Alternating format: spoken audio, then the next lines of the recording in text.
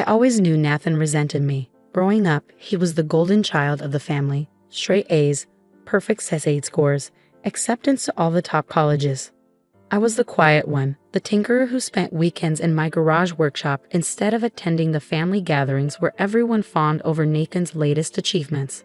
"Why can't you be more like your cousin?" my parents would ask. "Nathan's already interning at Goldman Sachs, and you're still playing with computers." What they didn't understand was that I wasn't playing. I was building, creating, innovating. By 17, I developed my first machine learning algorithm. By 22, I had 3 patents pending. But in our family, nothing could compete with Nathan's traditional path to success. Until now. The email from the patent office sat open on my laptop, confirming that my latest innovation, a revolutionary AI-driven security system, was officially protected. After 5 years of work, countless sleepless nights, and every penny of my savings, I was finally ready to launch SecureFlow Technologies. My phone buzzed with a text from Nathan. "Heard about your little startup. Cute. Want to grab coffee? Maybe I can give you some business advice." I stared at the message, my finger hovering over the delete button. Nathan had been working at a major tech investment firm for the past 3 years, and he never missed an opportunity to remind everyone of his expertise in the industry. But maybe this was his way of extending an olive branch. Against my better judgment, I agreed to meet. The coffee shop was crowded when I arrived, but I spotted Nathan immediately. He always dressed like he'd stepped out of a business magazine. Perfect suit, perfect hair, perfect smile that never quite reached his eyes. "Alex," he stood up, gesturing expansively. "Look at you, all grown up and starting a company. Dad mentioned something about security software." I slid into the chair across from him, clutching my laptop bag protectively. "It's a bit more than that. SecureFlow is an AI-driven system that can predict and prevent security breaches before they happen. The algorithm learns from—" Yes, he cut me off, waving his hand dismissively. "Very interesting. But Alex, be realistic. The security software market is dominated by major players. What makes you think a small startup could compete?" I pulled out my laptop, turning it to show him the prototype interface. "Because none of them have this. Look at the response time, the learning capability, the way it adapts to new threats in real time." For a moment, something flashed across Nathan's face, surprise, interest, before his expression settled back into its usual condescending smile.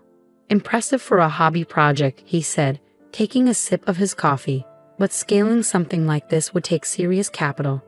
Have you even thought about funding, market strategy, distribution channels?" "Actually, yes. I pulled out my business plan, the one I'd spent months perfecting. I've already had preliminary discussions with several venture capital firms. The early feedback has been very positive." Nathan's smile tightened slightly. "Oh, anyone I might know?" Quantum Ventures expressed interest, and Innovation Partners. Innovation Partners. Nathan sat up straighter. "Marshall Davis's firm?" I nodded, trying not to show my satisfaction at his reaction. Marshall Davis was a legend in the tech investment world. And though Nathan didn't know it yet, he was scheduled to see my full presentation next week. "Look, Alex," Nathan leaned forward, his voice taking on what he probably thought was a kindly tone. "Why don't you let me help? My firm specializes in emerging tech. We could acquire SecureFlow, develop it properly. You'd get a nice payout, maybe a consulting position." "I'm not looking to sell," I said firmly. "This is my company, my vision." "Don't be naive," he scoffed. "You really think you can run a tech company? You don't have the experience, the connections." "I have the technology," I countered. "Everything else can be learned." Nathan sat back, studying me with narrowed eyes. "At least let me see the full technical documentation. Maybe I can offer some suggestions before you embarrass yourself in front of serious investors." "The technical details are confidential," I said, closing my laptop. "But thanks for the coffee." As I stood to leave, Nathan called after me. "You're making a mistake, Alex. You're not cut out for this world. Stick to small projects in your garage where you can't get hurt." I should have listened to my instincts, should have recognized the dangerous glint in his eyes. But I was too focused on my upcoming meetings, too busy preparing for SecureFlow's launch. 1 week later, everything fell apart.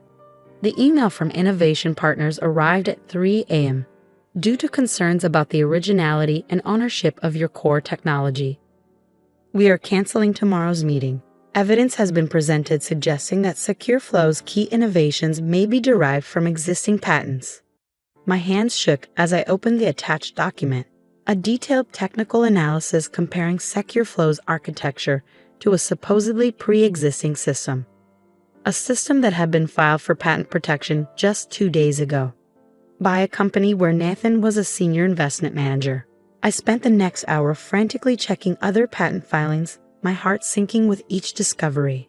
Somehow, someone had accessed my technical documentation and filed patents for similar systems across multiple jurisdictions.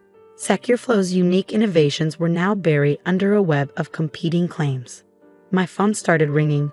Other investors canceling meetings, partners pulling out of agreements, potential clients distancing themselves from the controversy. Then came Nathan's text. "Try to warn you, cousin. This is a big boys game. Better luck next time." I sat in my dark office, surrounded by 5 years of work that had been stolen in a matter of days, and felt something inside me break. Not in despair, but in anger. Because Nathan had made one crucial mistake. He'd assumed I'd kept all my technical documentation in standard files, the kind his corporate hackers could easily access. He didn't know about my real development servers, the ones with timestamp commits going back years. He didn't know about the blockchain records I created, proving the evolution of my work long before his company's suspicious patent filings. And he definitely didn't know about the backup drive I'd given to Marshall Davis personally 3 months ago, long before I ever mentioned Innovation Partners to Nathan. I pulled out my phone and dialed a number I'd been saving for an emergency. "Marshall? It's Alex Chen. Remember that situation we discussed? The one you said might come up with certain aggressive competitors? It's happening, and I can prove it." Marshall's response was immediate. "Send me everything." "And Alex, the invitation to present at next week's industry showcase still stands. I think you'll find the audience very interested in what you have to share." I smiled grimly as I began gathering my evidence. Nathan thought he was playing a game of corporate theft. He was about to learn he'd walked into a trap, one that would expose not just this betrayal, but years of similar schemes his firm had perpetrated against other startups. Little did he know, his perfect reputation was about to crumble in front of the entire tech industry. And this time, everyone would be paying attention to the quiet cousin who worked in their garage. The Silicon Valley Tech Showcase was the industry's most prestigious annual event. CEOs, venture capitalists, and tech journalists packed the convention center, all eager to spot the next big innovation. I stood backstage, watching Nathan prepare for his presentation. He looked perfectly confident, of course. Why wouldn't he be? He thought he'd stolen my technology, buried my startup under fraudulent patent claims, and was about to present his company's groundbreaking security system to the tech world's elite. What he didn't know was that Marshall Davis had spent the past week building an airtight case against him and his firm. Every stolen innovation, every buried startup, every scheme they used to rob entrepreneurs of their work, all documented and verified. My phone buzzed with a text from Marshall. "Ready when you are. Legal team standing by."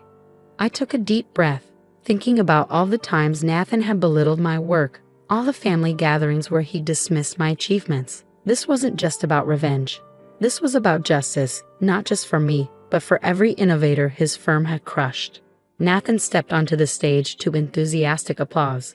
The giant screens behind him lit up with his company's logo as he launched into his well-rehearsed pitch. "Ladies and gentlemen," he began, smooth as ever, "today we're unveiling a revolutionary advancement in cybersecurity.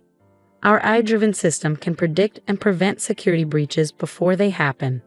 I watched the audience lean forward, captivated by his presentation.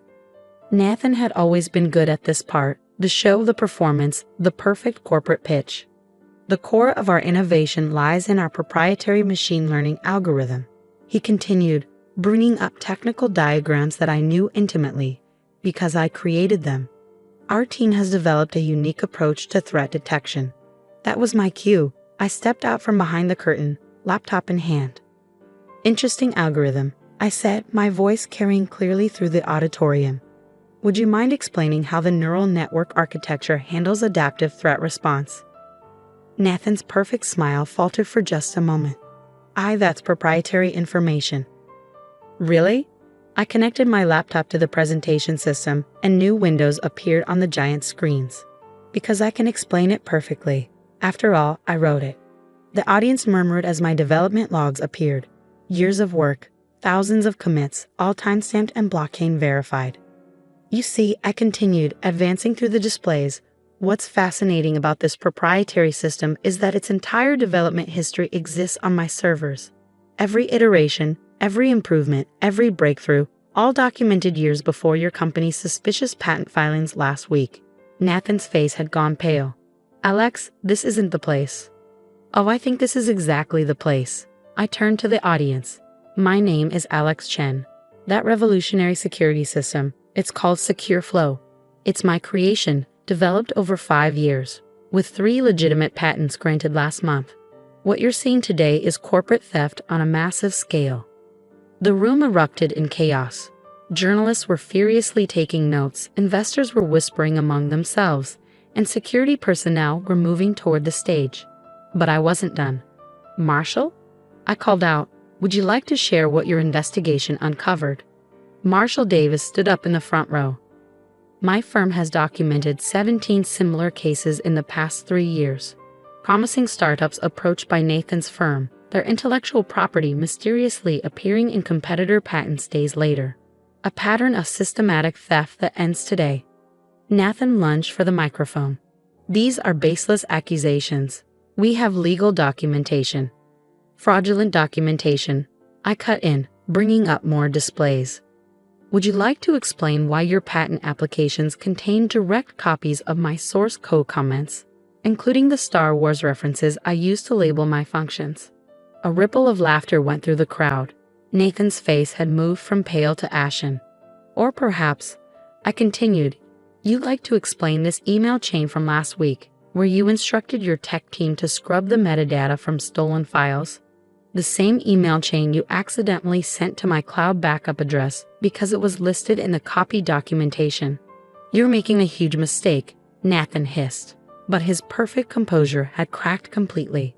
Our lawyers will already be quite busy, Marshall interrupted, standing up. The SEC has been notified and the Patent Office is reviewing all applications from your firm for the past 5 years. But please continue threatening your cousin. I'm sure that will help your case. Security had reached the stage now, but they weren't approaching me. Instead, they moved toward Nathan as several official-looking individuals entered the auditorium. Mr. Reynolds? One of them called out. SEC Enforcement Division. We need you to come with us. What happened next would be talked about in tech circles for years. Nathan, the perfect corporate success story, having a complete meltdown on stage, screaming about family loyalty, about how I'd always been jealous of his success, about how someone like me didn't deserve to succeed in his industry. I gave you a chance, he shouted as security led him away. I offered to buy you out. You could have walked away with something, but now you'll have nothing. Our family will never forgive you for this. I stepped up to the microphone one last time. Actually, Nathan, I'm walking away with everything. My company, my technology, my integrity. And our family? I pulled up one final email on the screen. A group message from our relatives, expressing their horror at discovering Nathan's schemes. They're learning the truth about both of us. The aftermath was both better and worse than I'd expected. Nathan's firm imploded as investigations revealed the full scope of their intellectual property theft. Several executives faced criminal charges, and dozens of startups came forward with similar stories of betrayal. Secure Flow's legitimate patents were confirmed, and the technology was recognized as genuinely innovative. Investment offers poured in, but I chose to partner with Marshall's firm, maintaining control while gaining the support I needed to grow. The family fallout was intense. Nathan's parents refused to speak to anyone for months. My parents, finally confronted with evidence they couldn't ignore, struggled to reconcile their image of their perfect nephew with the reality of his actions. But others surprised me. Cousins I'd barely spoken to reached out to apologize for years of dismissing my work. Aunts and uncles who'd always praised Nathan's corporate success now asked about my technology with genuine interest. Last week, at the first family gathering I'd attended since the showcase, my Uncle James, Nathan's father, approached me quietly. I owe you an apology, he said, his voice rough. All those years we thought Nathan's path was the only right way to succeed. We never understood what you were building, never took the time to see your brilliance. It's not about brilliance, I told him. It's about integrity, about creating something real instead of stealing from others. He nodded slowly. Nathan lost sight of that somewhere. Got so caught up in appearing successful that he forgot about being worthy of success. That conversation sparked a larger one within the family about values, about different paths to achievement, about supporting each other's genuine efforts instead of just chasing status. Yesterday, I received an unexpected delivery at my office. Now a proper corporate headquarters instead of a garage workshop. It was my old robotics kit from high school, the one I'd used to build my first prototype. The note attached read, "Found this in the attic. Thought it belonged with someone who knows how to build something real. Love, Mom and Dad." I placed it on my desk, next to the framed copy of SecureFlow's legitimate patents and a recent magazine cover featuring our technology. A reminder that success isn't about following someone else's path or meeting others' expectations. It's about staying true to your vision, protecting your integrity, and sometimes standing up to those who would steal what you've built, even if they're family. Especially if they're family. Nathan's trial starts next month. Some relatives think I should show mercy, ask for leniency. But real family loyalty isn't about protecting wrongdoing. It's about upholding principles that make us worthy of being called a family. Besides, as I told the SEC investigators, the evidence speaks for itself. Just like my code, my comments, my years of documented work. In the end, that's what matters in both technology and life. Not the story you tell about who you are, but the proof of what you've actually built. I'm busy building something new now, expanding SecureFlow's capabilities into exciting areas. And this time, when I present at the Tech Showcase next month, I won't be watching from backstage. I'll be center stage, sharing innovations that are truly mine, surrounded by people who value creation over theft, substance over appearance, and genuine achievement over stolen glory. Sometimes the quietest person in the family has the loudest truth to tell. It just takes the right moment and the right evidence to make everyone listen.